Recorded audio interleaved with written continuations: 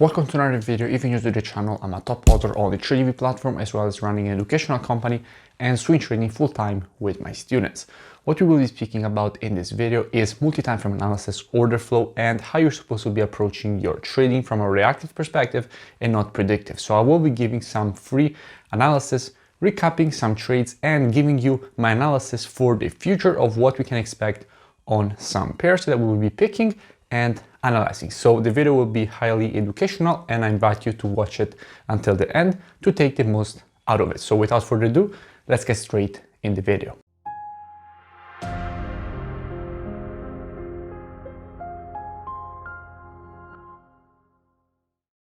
Okay, so I want to speak about USDCHF first. Now we took a nice position with students last week, a nice short on USDCHF. Now, how do we take the short and why do we know that the market has higher probabilities of making a push to the downside rather than making a push to the upside, and how we were actually able to position ourselves with a good risk to reward, because that in the end is what trading is, playing your probabilities and positioning yourself with a high risk to reward in order to be sure that over a long position, over a large number of trades, you're sure to be in profit.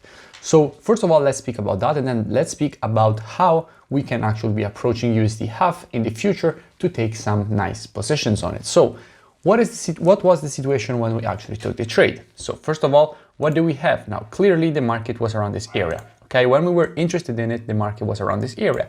And what can you notice when the market was here? Okay, clearly what you can notice is that the market had broken below a clear structure area, right? Because clearly the market, look at what it had done.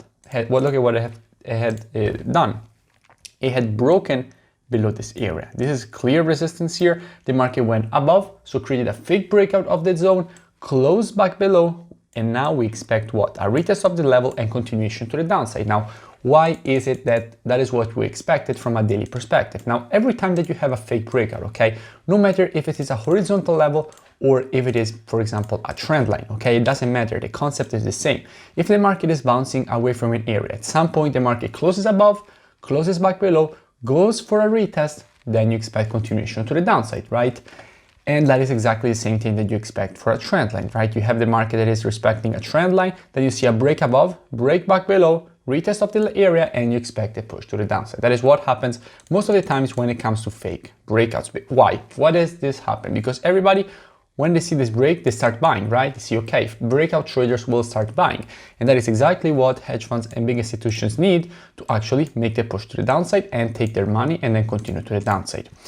Then what we also had, now what we could see from a COT perspective, so what hedge funds were actually doing on the USD, because that is always important. You always have to check what hedge funds are actually doing, okay? Are they building up long positions, short positions? What are they doing?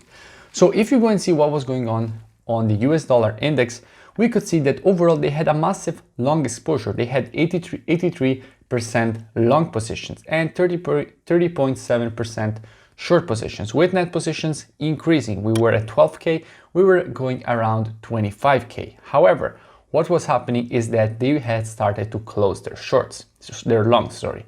They had started to close their longs. They were closing even more shorts, but if you see a market that basically, if you see market makers losing interest in their longs, it means that they want to take their profits. It means that the market is supposed to make a push to the downside. And most people think, okay, net positions are increasing, it has to make a push to the upside. It's wrong, okay?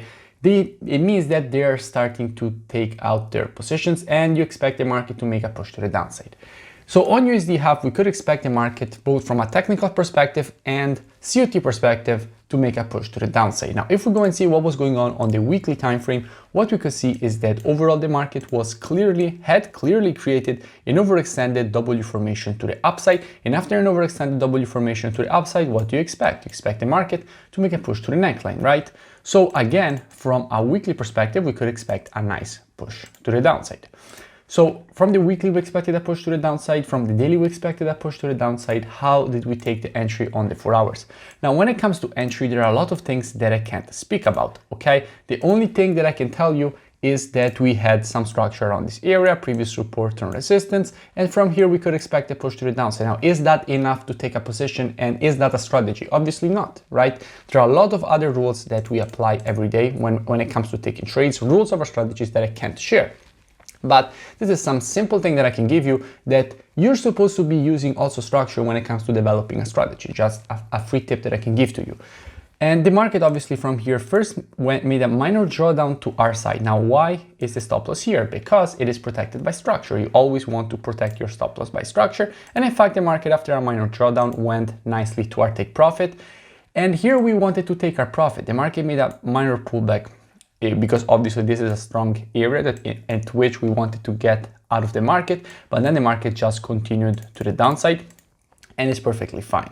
The important thing is that you do at least a 1 to 3 risk to reward. Now, why is it so important to have at least a 1 to 3 risk to reward? Because if you have at least, if you're able to position yourself in the market with at least a 1 to 3 risk to reward, you take 10 trades, okay? You are right 3 times out of 10, so you win 3 trades with a 1 to 3 risk to reward. How much did you make? You made 9%, right? If you're risking 1% per trade. Or you can speak in our terminology and say you made 9R. And if you lose 7 trades, how much did you make? Minus 7R, right? So overall, how much did you make? You are positive of 2R. By being right only 30% of the time. That is why it's of key importance to be able to position yourself with at least a 1 to 3 risk to reward. Now, let's go back to real-time market and see how we can actually be approaching USD/HAF at the moment to spot a trading opportunity, and basically what we will be doing with students on this pair. So let's keep charts as clean as possible. It's always important to keep your charts as clean as possible. And let's go and see basically what we have from a price action perspective. So the market created a big push to the downside, right? That is the first thing that we can see. The market made a big push to the downside, strong impulse to the downside, and it has taken out 2 stop loss levels. This is where many position traders have their stop losses, and this is another level at which many position traders have their stop losses. So it is definitely an important level, right? So now that you know this, you know that the market made a strong impulse. After an impulse, what is supposed to happen? You're right, the market is supposed to make a retracement. That is what you expect in the market. The market always moves in waves, right? Impulse correction, it never goes just in a straight line. I mean, you don't need to be a genius to understand this. Just look at the market. Did this move just happen with one wave? No. Impulse correction, impulse correction, impulse correction, impulse correction. That is how the market moves. And that is the key to actually making money consistently, because you can use that pullbacks to take good swing trades in the overall direction if you know how to use it, how the market moves and how to position yourself with good risk to reward. Just a quick reminder, make sure you comment below and you let me know which pairs you would like me to analyze in the next video, because you can be longing on these pullbacks if you know how to read market structure and how to read the market on the 4-hour time frame. So what we can expect from here is obviously to see a retracement. However, on the 4-hour time frame, what is the situation? Everything is still bearish, right? So you can't be looking for a long yet. It makes no sense. You can't just be looking for a long in a market that is clearly in a downtrend on the 4 hours. So what you have to do, you have to wait for confirmations. Now let's go and see what we have on the weekly time frame.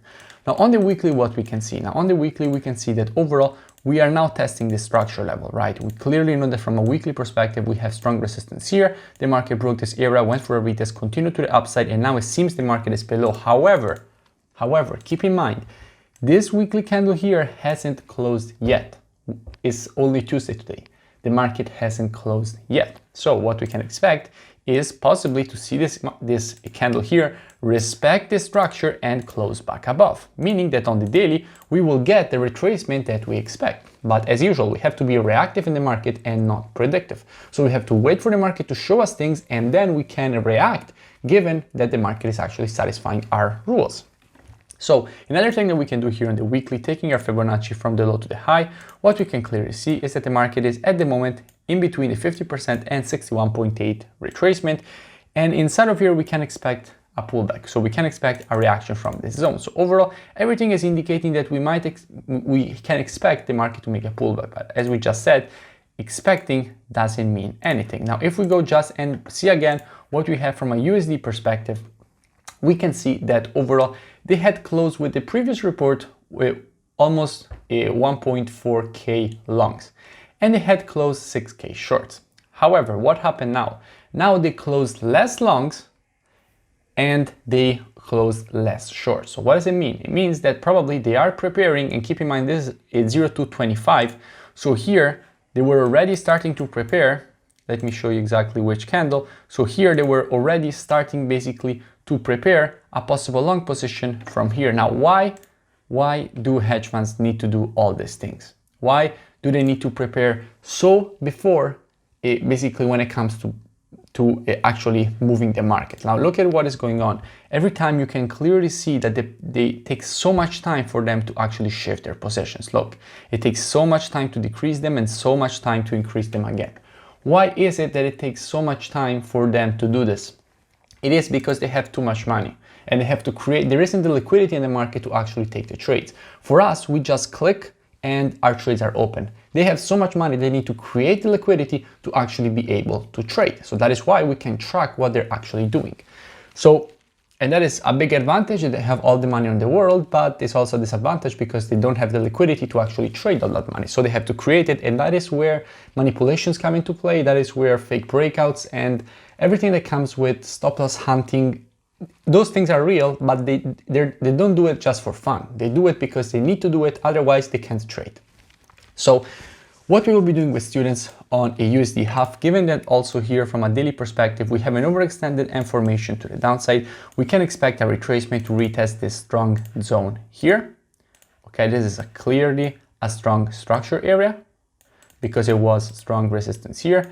Again, resistance here, support here, and we can expect it to be resistance here. So what we will be doing with students, we will be monitoring price action on the 4-hour time frame inside of this area. If the market, and only if the market, will provide to us one of our valid entries inside of this zone, then we will be interested first in this long with a good risk to reward and good probabilities for a nice push to the upside, but we need to see some clear confirmations on the 4-hour. At the moment, everything is bearish. So from here, the market can easily continue to the downside because on the 4 hours, the market is showing nothing to us yet. So we will be monitoring price action on the 4-hour time frame inside of this region for a possible long position. And then what do we expect? You are right. We expect after the market, and if the market will make this pullback, from here we can again be monitoring price action, but for a short, right, for the completion of this impulse correction and the next impulse to the downside. And this push to the downside will have even a higher risk to reward because it will be continuation of the trend to the downside. So first, monitoring price action on the 4-hour time frame, waiting for the market to satisfy our rules for entry for a long position, and then monitoring price action on the 4-hour time frame, waiting for the market to satisfy our rules for a short position inside of here for the next impulse to the downside. When it comes to take profit, it will be pretty simple. Fibonacci on the retrace, and we will be targeting first the -27 and then as -1.618. Why?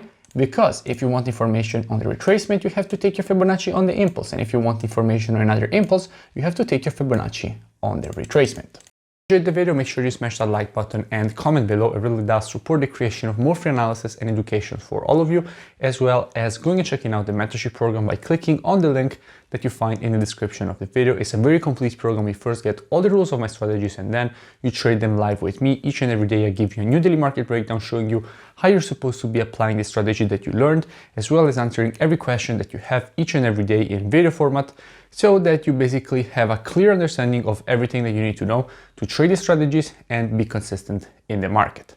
So I invite you to go and check it out, or go and check out the next video.